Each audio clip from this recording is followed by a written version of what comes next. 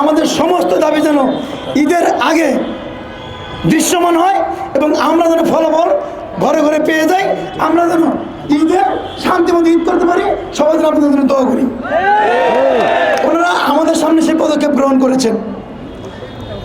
কথা হচ্ছে একটা কমিটি হচ্ছে, সেই কমিটি আমরা থাকবো, আমরা মিলে অর্থ মন্ত্রণালয় মিলে শ্রম মন্ত্রণালয় মিলে একসাথে বসে এই অর্থনৈতিক নীতিমালা আমরা পরিবর্তন করব, সংশোধন করব। সেটা আপনাদের পক্ষ থেকে আমরা 5 জন প্রতিনিধি আমরা সেই কমিটিতে থাকবো এবং সেই কমিটি কালকে থেকে কাজ শুরু করবে। আরেকটা কথা বলি, আমরা বলেছিলাম স্যার এটা কি আজকেই সম্ভব কিনা, উনি বলেছেন দেখেন আপনারা বিবেচনা করে দেখেন এটা আজকে সম্ভব কিনা।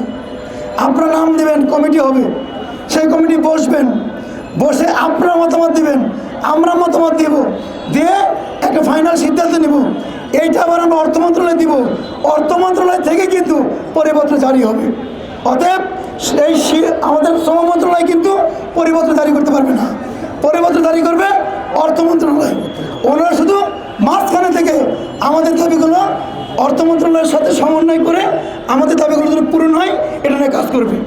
বাংলাদেশের যত শ্রমিক নেতৃবৃন্দ আছে, শ্রম সচিব আছেন, পুলিশের কর্মকর্তা আছে, গোয়েন্দা সংস্থার কর্মকর্তা আছে, শ্রম পরিচালক সবাই একসাথে বসা হয়েছে এবং সেখানে আউটসোর্সিংয়ের দাবি এবং আউটসোর্সিংয়ের সমস্যা সমাধানের পথ কি সেটাকে আবার পুনরায় আলোচনা করা হয়েছে। এরপরে আবার মিটিং শেষে রফিক এবং মাহবুর রহমান আনিস, আমার সাথে অর্ধেক নাম মাহবুর রহমান ইসমাইল, উনি হচ্ছে মাহবুর রহমান আনিস, ওর এই দুইজন আবার পার্সোনাল সচিব মহোদয়ের সাথে আমরা 3 জন কথা বললাম। আমরা বললাম যে এই যে ঘোষণাটা আপনারা দিলেন, এই ঘোষণাটা এটা কিন্তু আপনি দিলেন, সবাই শুনলাম, এটা এয়ার সবাই শুনে গেছে, কিন্তু আমরা তো কোনো লিখিত কাগজ পাই নাই, পাইছি? আমাদেরকে লিখিত কাগজ আপনি আজকের মধ্যে আমাদের হাতে লিখিত কাগজ পৌঁছে দিবেন। উনি বলছেন আপনি মন্ত্রণালয়ে আসেন, আসলে আজকের মধ্যেই লিখিত কাগজ আমরা আপনার হাতে পৌঁছে দিব। সেখানে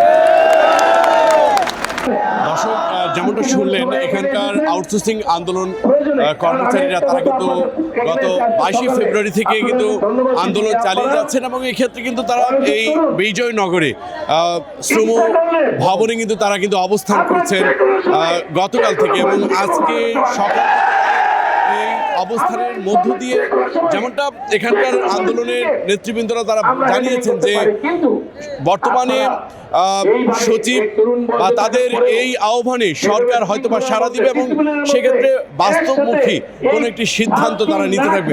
আমি একটু কথা বলতে চাচ্ছি একজনের সাথে, আপনারা এই আন্দোলন চালিয়ে যাচ্ছেন, কেমন সফল, সরকারকে আসলে আপনাদের আহ্বানে সাড়া দিয়েছে কিনা? হ্যাঁ, সরকারের শ্রম মন্ত্রণালয়ের শ্রম সচিব স্যার আমাদেরকে সকালবেলা এসে ব্রিফ করছে যে আমাদের দাবির পক্ষে তারাও কাজ করতেছে।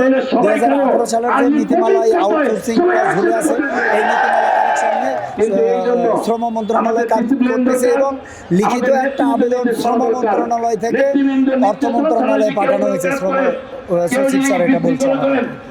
যেমনটা শুনলেন, এখানকার চারপাশ যদি আমি একটু দেখাই আপনাদেরকে, যেই সমাগম হয়েছে আন্দোলন আউটসোর্সিং কর্মকর্তা কর্মচারীরা কিন্তু তারা এখানে উপস্থিত হয়েছেন এবং এখানকার সার্বিক আন্দোলনের সুফল হিসেবে তারা ঘরে ফিরবেন এমনটাই এখানকার কর্মকর্তা কর্মচারীদের প্রত্যাশা। বিশেষ করে যারা চাকরিচ্যুত হয়েছেন তাদেরকে চাকরি নিশ্চিতকরণ এবং চাকরিতে বহাল করার দাবি তুলেছেন তারা বলছেন বর্তমান সরকার এই আউটসোর্সিং কর্মকর্তা কর্মচারীদের ঘামের মূল্যায়ন করবেন এবং তাদের স্থায়ীকরণের চাকরির ব্যাপারে যে এই ধরনের দাবি তাদের ছিল সেই দাবির ব্যাপারে তারা সরকারের কাছ থেকে একেবারে বাস্তবমুখী প্রত্যাশা পাবেন এমনটাই।